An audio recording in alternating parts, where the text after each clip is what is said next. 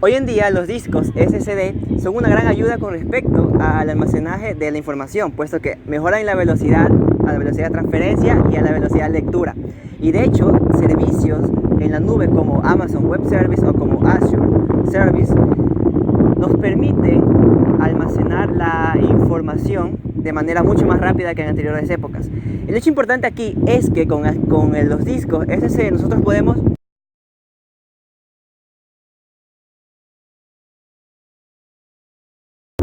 La respuesta aquí es que tiene una historia. Y como toda historia, tiene un comienzo. Y el comienzo es el siguiente. En los años 60. Muchas cosas importantes aparecieron en aquella época, como por ejemplo el surgimiento y el apogeo de los Beatles e incluso el surgimiento del movimiento hippie. Sin embargo, para nuestro tema hay algo mucho más importante de lo que hablar. El primer IBM Mainframe 360, serie 91, y la creación del primer disco en estado sólido basado en memoria RAM.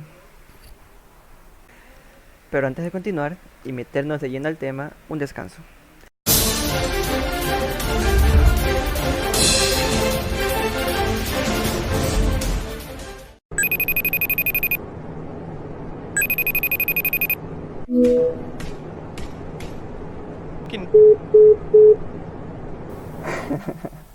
Mentira, continuamos. En teoría, el primer SSD que salió al mercado es el de la marca Data, cuyo nombre correspondía a el Volt Core, que de hecho, para aquellos tiempos era una gran novedad, puesto que era mucho más veloz que el resto. Las especificaciones vienen a continuación. Por ejemplo, en cuanto a la capacidad, tenía 2 megabytes por defecto, y el tiempo de acceso correspondía a 0.75 a 2 milisegundos como máximo, y la capacidad máxima direccionable era de 4 megabytes, y el precio subía a medida que subía la capacidad de almacenamiento. Por ejemplo, tenemos de 7600 por 256 kilobytes y 37600 por 2 megabytes de almacenamiento. Sin embargo, aquel SSD que marcó la historia era el de la empresa StorageTek. Ahora sí, continuemos con la historia.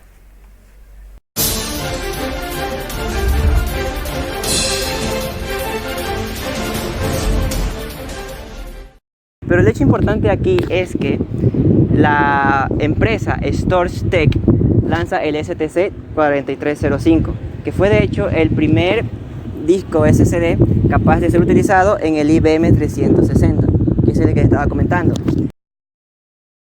Para meternos en contexto, se debe indicar que instituciones gubernamentales como la NASA utilizaban el IBM 360, puesto que para aquel entonces ofrecía muchas facilidades.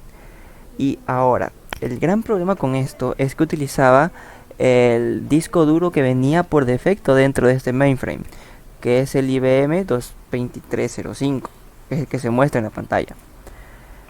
Pero en cambio, en 1978, StorageTek lanza el STC 4305, que ofrecía mejor calidad con respecto a la transferencia y al tiempo de acceso a la información. Ahora el hecho no era crear una computadora desde cero. La cuestión estaba en crear el dispositivo perfecto con la innovación en cuanto a la tecnología que se adaptara a ese computador ya construido por IBM. Como vimos antes, ofrecía una gran serie de características. Y eso fue lo que hizo StorageTek. Desarrolló el STC 4305 capaz de introducirse para reemplazar el IBM 2305, que ya dijimos antes que era el sistema de almacenamiento que se manejaba. Mientras que el IBM 2305 tardaba 10.4 milisegundos en el tiempo de acceso, el STC 4305 tardaba en un máximo de 1.4 milisegundos. Y en cuanto a la velocidad de transferencia, la mayor tasa de velocidad de transferencia del IBM 2305 era de 1.5 megabytes y la mejor tasa de transferencia era de 3 megabytes por segundo. Sin embargo, el gran problema con respecto a este dispositivo de almacenamiento es que el precio lo derrotaba, puesto que el IBM costaba $4.500 por 5.4 megabytes por cada uno de estos. El STC costaba 84.735 por 11.25 megabytes, es decir, no era calidad-precio. Muy caro, ¿no? Pues para aquel entonces las unidades SSD estaban desarrolladas bajo el criterio de la memoria RAM. De hecho, yo aquí tengo una. Estas hasta el día de hoy siguen siendo un poco más caras en comparación a aquellas épocas, pero siguen siendo más caras. La cuestión aquí es que hubo un periodo de estancamiento hasta 1990, puesto que en 1984 el doctor e ingeniero japonés Fujito Musouka desarrolló la tecnología Flash NAND, y en este capítulo lo desarrollaremos así, puesto que el ingeniero logró abaratar los costos en cuanto al desarrollo, y de hecho Intel y SanDisk se enfocaba más en el desarrollo de las SSD, esta último siendo muy importante en este capítulo.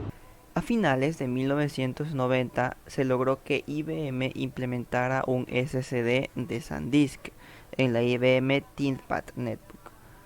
De hecho, al referirnos a las características de este SSD, nos encontramos que la capacidad era de 20 megabytes y la arquitectura era una NOR Flash que se mencionó anteriormente. Y en cuanto al precio, se encontraba en $1.000 por cada SSD. Y en cuanto a las SSD basados en NAND Flash, tenemos que a comienzos del año 2000 la empresa M-System, que hasta entonces apuntaba hacia el desarrollo de un disco sólido integrado en un chip, desarrolló el Disk on Chip, que luego utilizó la empresa Abaco en su mainboard, con una capacidad de hasta 16 megabytes. Y si nos enfocamos ahora en cuanto a las características técnicas, tenemos que la capacidad varía de 16 megabytes a 1 gigabyte hasta 4 gigabytes en el año 2003. La energía que requería era de 3.3 voltios a 5 voltios y la arquitectura era NAND, refiriéndose a NAND Flash, y la velocidad de escritura era de 550 kilobytes por segundo y la velocidad de lectura 1.4 megabytes, con una tasa de transferencia de 5 megabytes por segundo. Como era una tecnología nueva para aquella época y que permitía grandes prestaciones al mercado del almacenamiento, grandes empresas como Samsung ingresaron al mercado. Aquel gigante asiático, que para aquel entonces facturaba $7.4 billones, dio información de que están desarrollando un disco SSD de 2.5 pulgadas o 1 pulgada que ingresaría al mercado en el año 2005. Así que este capítulo lo llamaremos el ingreso de Samsung al mercado.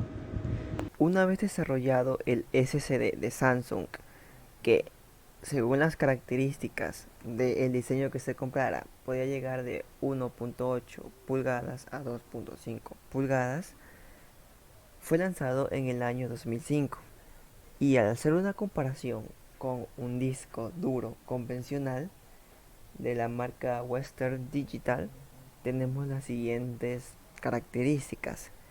Y es que, como vemos en el recuadro, el Western Digital tiene una capacidad de 150 GB y el Samsung SSD de 32 GB.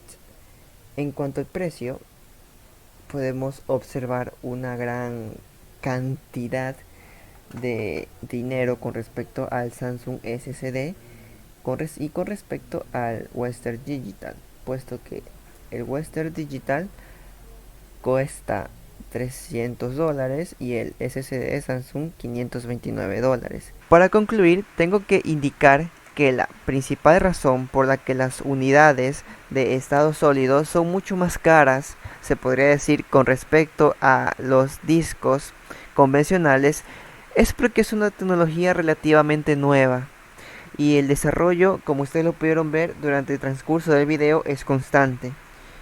En sí, la pregunta correcta es: ¿qué nos deparará a continuación?